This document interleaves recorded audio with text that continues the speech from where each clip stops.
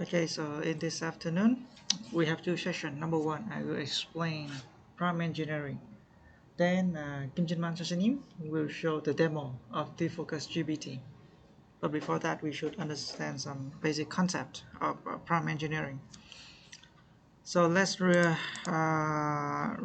what we say this morning.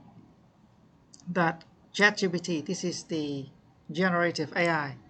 So given the same input, they can produce multiple output. And because they produce multiple output, so some output have high quality, but other output may have quite bad quality. And this quality will be defined by the input, defined by the input. And the prompt engineering, basically that we try to adjust, modify the input text so that they can generate a good response. So if you have a good input, you have a good writing, then you can have a good response. 사람도 어떻게 보면 맨날 제가 인사를 하는데 안녕하세요 하면 뭐 안녕하십니까 할 수도 있고 뭐 안녕하세요 할 수도 있고 매번 답변이 다르듯이 제도 로봇인 컴퓨터 안에 있는 데이터인데도 매번 응답이 다를 수가 있는 게 사람이랑 진짜 똑같다고 생각해 주시면 이해하기 편합니다. Yeah, so let's go to the first and easy prompting that is called zero shot prompting. The zero shot prompting is simply we write a input prompt, but we add a leading phase. Then they will show the output correspond to our input. For example, we have a prompt we want to classify the text, such as we want to know the text is a neutral, negative, or positive. Then we can write a prompt as follows. Classify the text, then give the text, and add the word sentiment. The word sentiment will be a leading phase. Then after we submit this one to ChatGPT, ChatGPT will return the output. It's this word neutral. Because technically ChatGPT is a word guessing game, so they will try to insert some word, predict some word. So the word they predict will be the word neutral.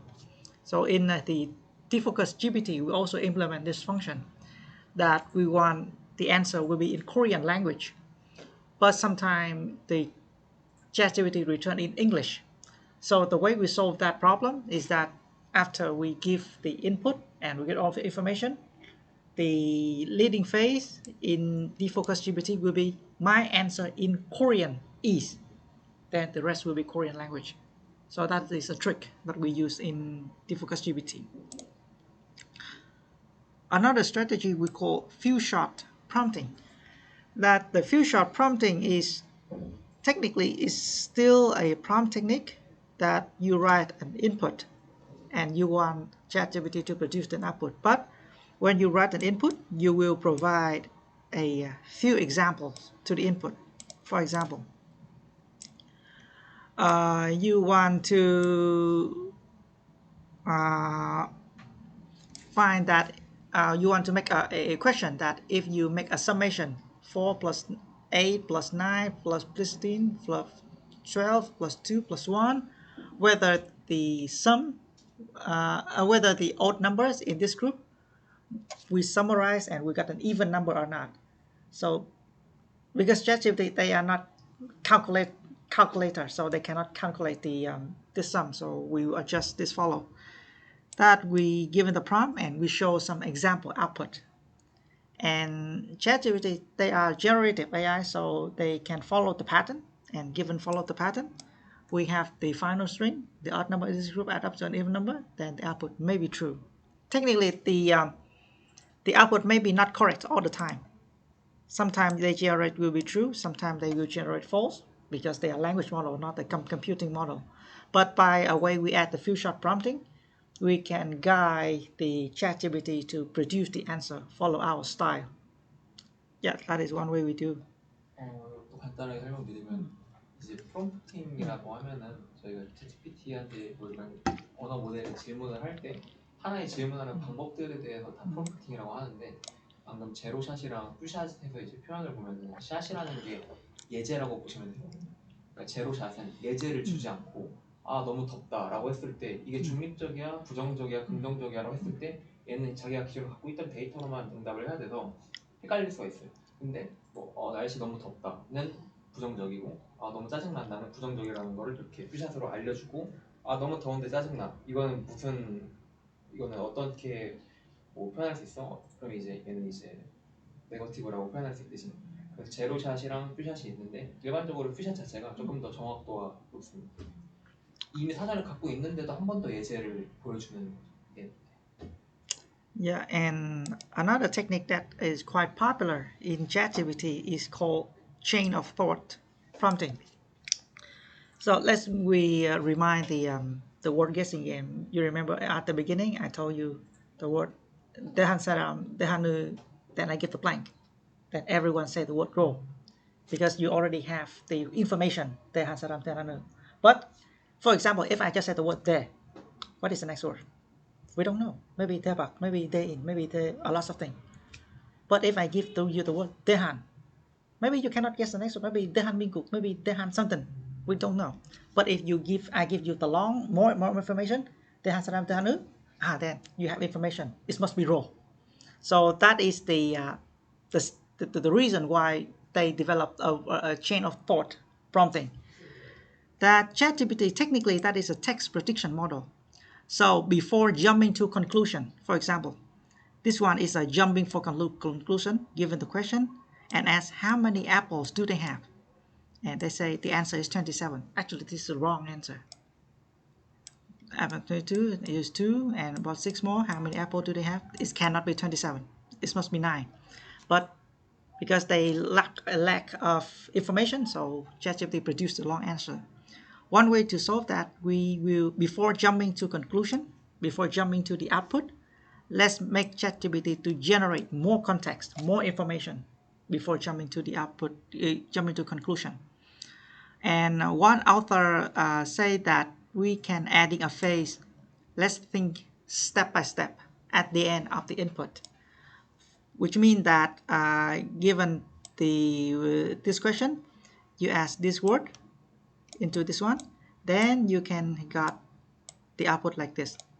Let's think it step by step. Then the ChatGPT, before jumping to the word 9, they will start generate a lot of text, kind of analyzing. And then when they generate a lot of text, then they have many reasons and conditions to predict the final answer, which is 9.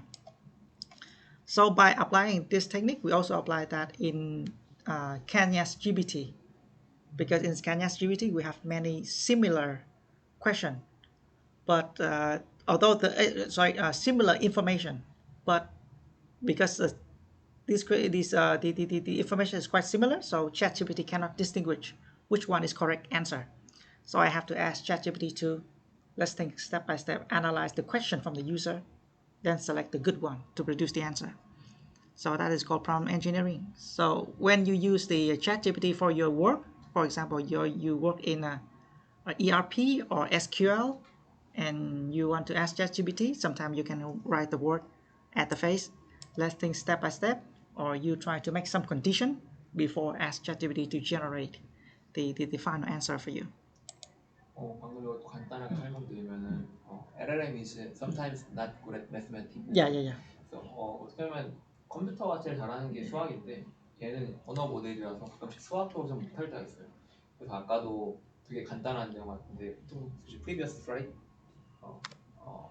이제 저희 첫 번째 질문에서 답을 12를 도출해낸 과정에 대해서 논리적으로 제가 설명을 한 번 더 하면은 그걸 보고서 어떻게 보면 퓨샷이라고 볼 수도 있어요. 이제 그냥 10이라고 답하는 게 아니라 이전에 한번 논리 흐름을 로저는 처음에 5개의 공으로 시작을 했어. 근데 2개의 캔, 그러니까 3개의 공이 테니스 공이 들어있는 2개의 캔이 있으니 5 더하기 6은 11이야 라고 한번 풀어서 말을 해주면은 설명을 해주면 수학적으로 연산도 더 용이하다라고. 그리고 이제 체인 오브 또우츠에서 그 생각의 사슬처럼 이어가는 그 논리적으로 왜 11이 나왔는지 설명을 해주면은 좋습니다. Yeah, 사람이랑 똑같아서 5 더하기 6은 11이 아니라 6이 나온 일단 원리부터 설명을 해요. 6은 지금 2캔이니까 2 곱하기 3에서 나온 거야. 5 더하기 6은 11이야 라고 설명을 좀 구체적으로. 그렇게 그 질문을 할 때 설명을 좀 더 명확하게 더 써서 해야지 답이 도출이 된다는 말씀. 네, 계산법 같은 것들을 그래서 이제 저희가 하게 될 업무 중에 하나가 아마 RAG가 이제 그런 것들을 저희가 데이터베이스에서 각 추출을 해서 이거를 보여주고서 그걸 시키는 거, 답안지를 보여주고 오픈북처럼 하는 법을 보여준 다음에 하면은 하거든. 근데 이거를 안 알려주고 그냥 예를 들어서 올해 내야 될 세금에 대해서 뭐 2년 동안 연체되면 내가 얼마를 내야 돼 하면 모르거든. 그래서 공식들을 좀 보여준다. 그 공식을 어떻게 갖고 올 거냐는 이제 후에 나옵니다. Then another prompt technique is called self-consistency. So this is quite useful when selecting information. The ChatGPT technically it is generative AI. So same input produce multiple output. So from those multiple output, how can we determine which output is correct?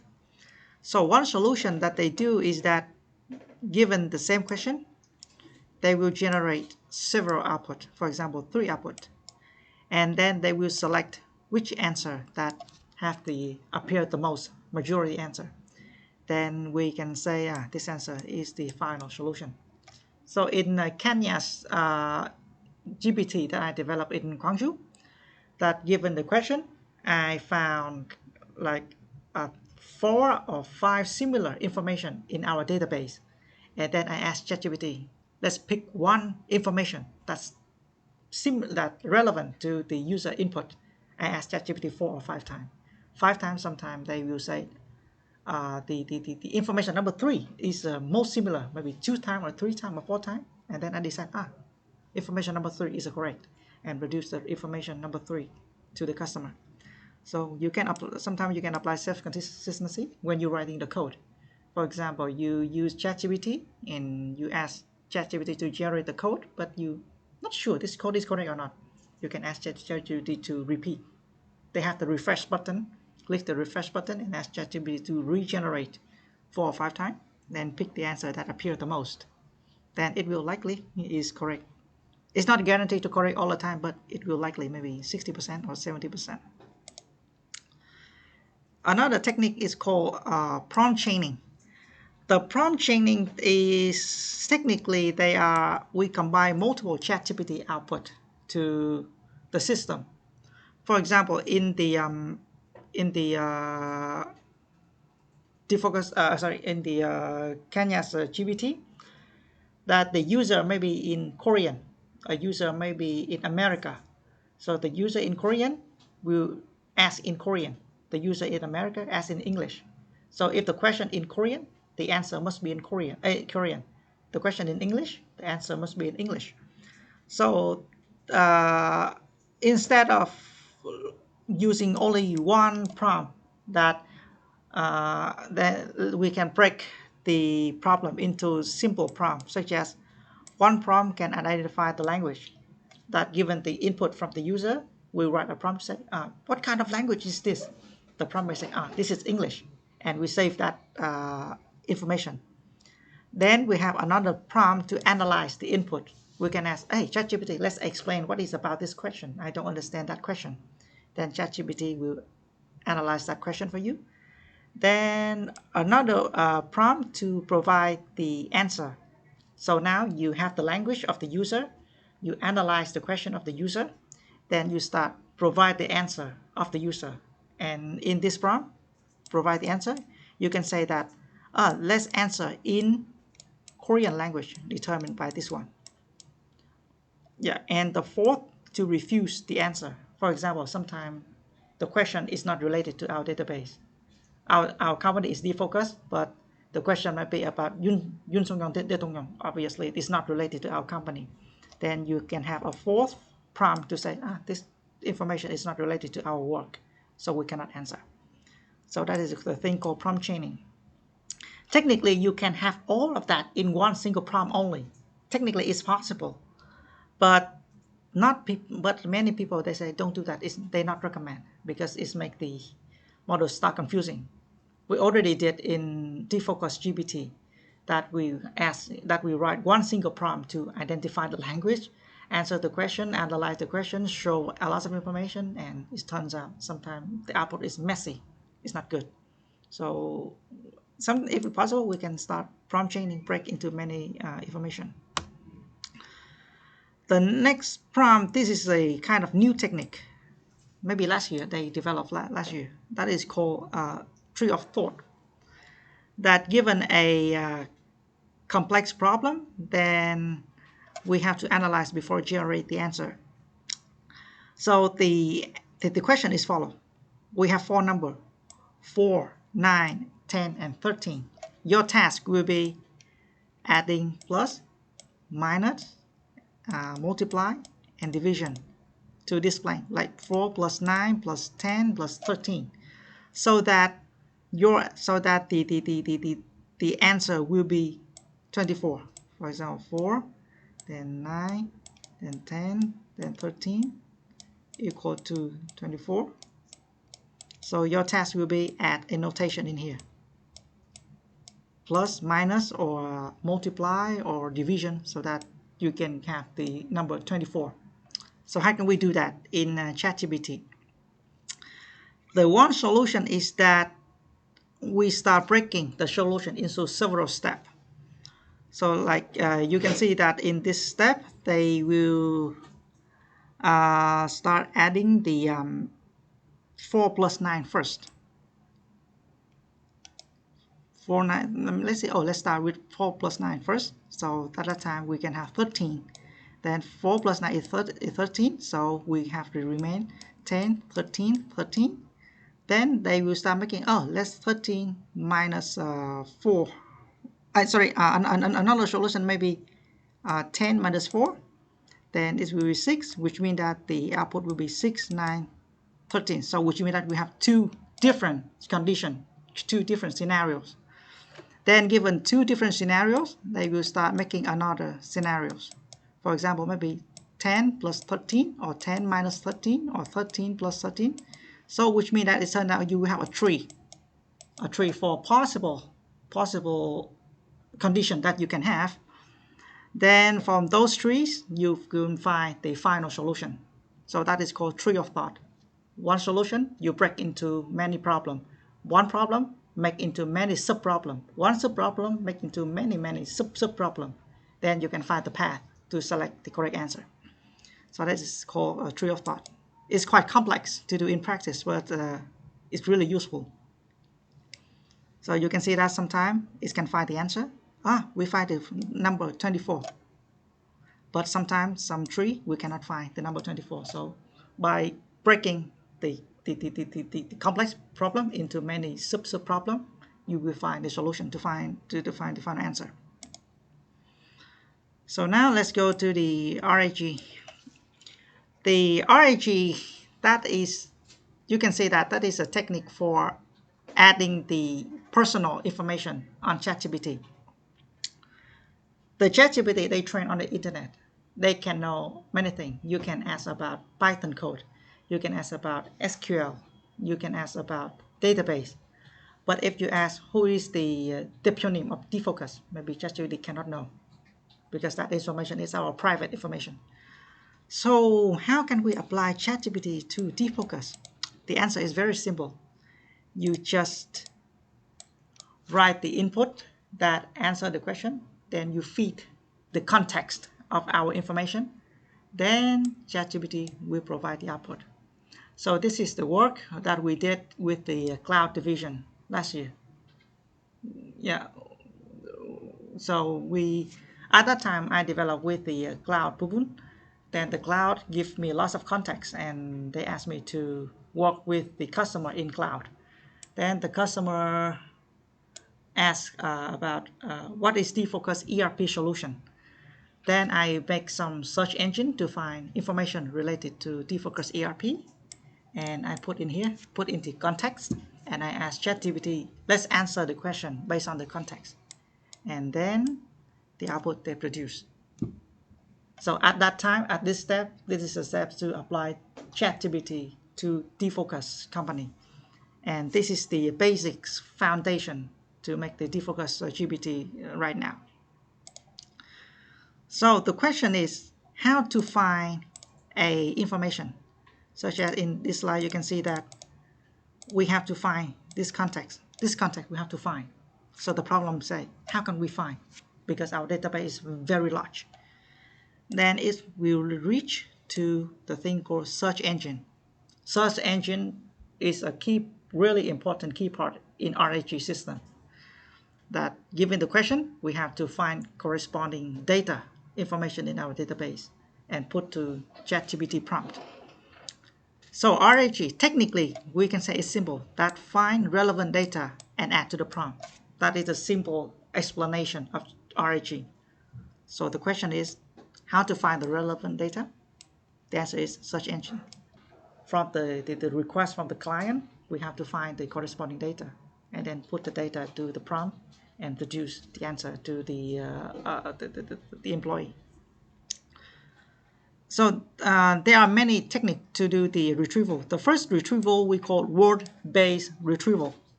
For example, the word-based retrieval, they will find information based on word and keyword.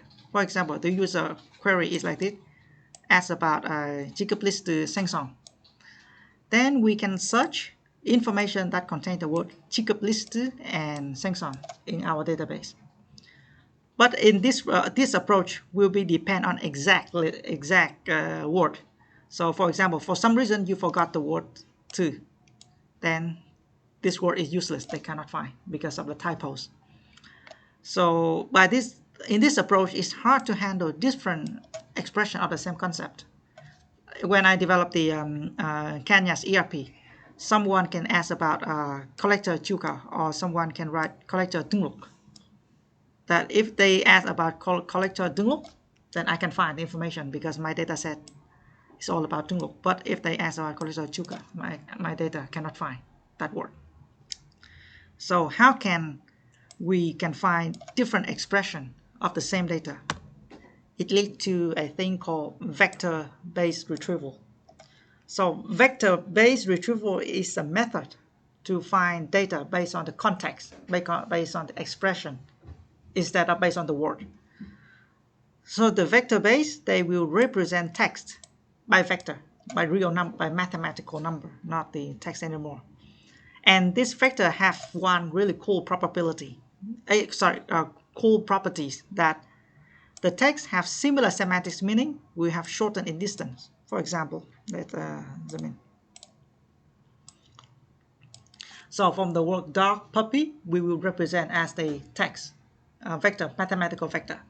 And from that mathematical, if we show on the graph, you can see that puppy and dog, they are quite close to each other because the meaning is quite similar.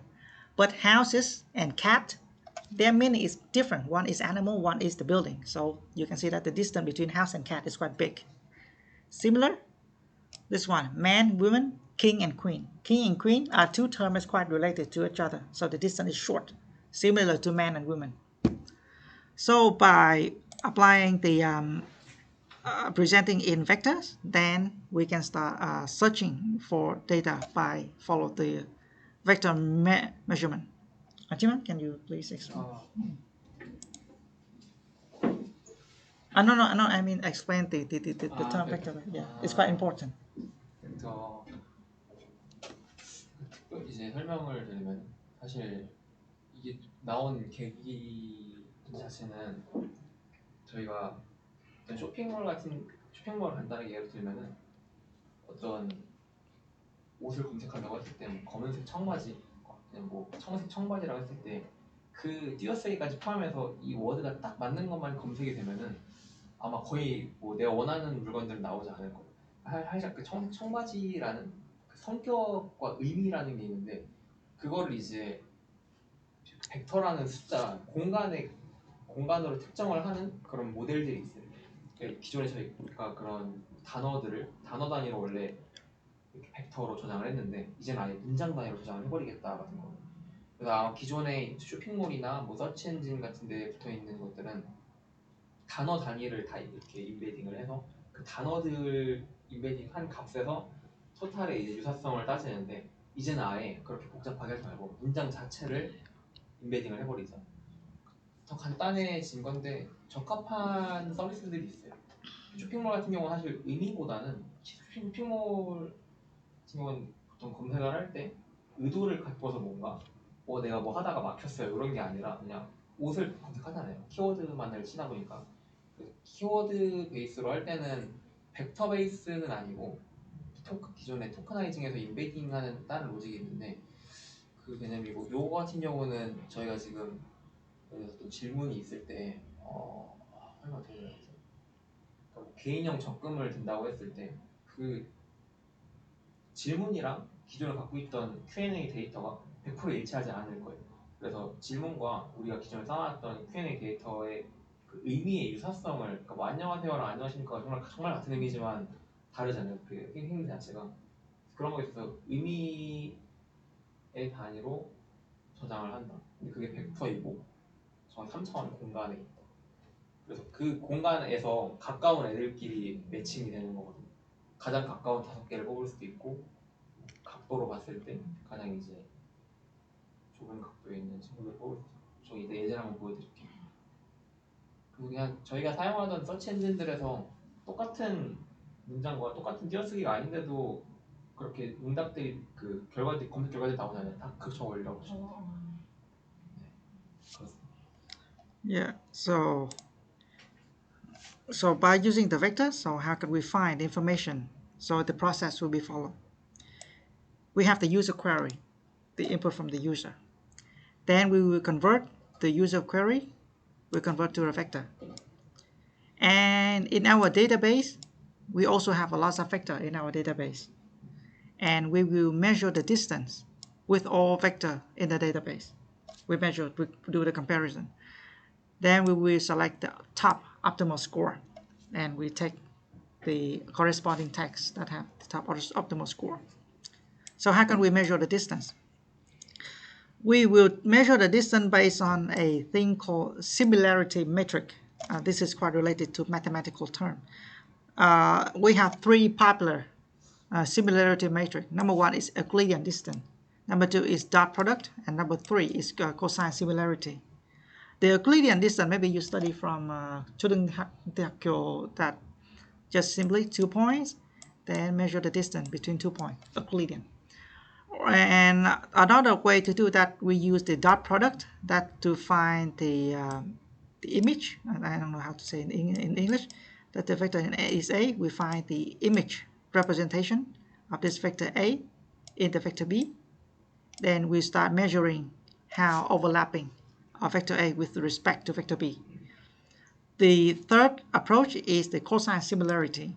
Is that given two vector A and B, you're measuring the angle between A and B. The smaller of the angle, the higher matching of two information. So so the question is how to select calculation method. We have 3 calculation methods. So how can we select which one is good? The answer is depend on the embedded itself. For example, in Google Gemini, their embedded model named Bison. And if you want to use Bison, you have to use dot product because they train with dot product. In ChatGPT, they have the embedded model in ChatGPT. And in ChatGPT, we will use cosine similarity such. So the way we use embedded model will be the way we use calculation method will be depend on the embedded model itself. So remember that. And the next one is not every embedded model are equal. What does that mean? There are many types of embedded model. One embedded model may be used for text classification. Given the text, pass to embedded model and classify the text is positive or negative. Another embedded model is used for text retrieval. Given the text, find similar text from our database. So if we use the embedded for text classification, we cannot apply that for text retrieval because it's meaningless.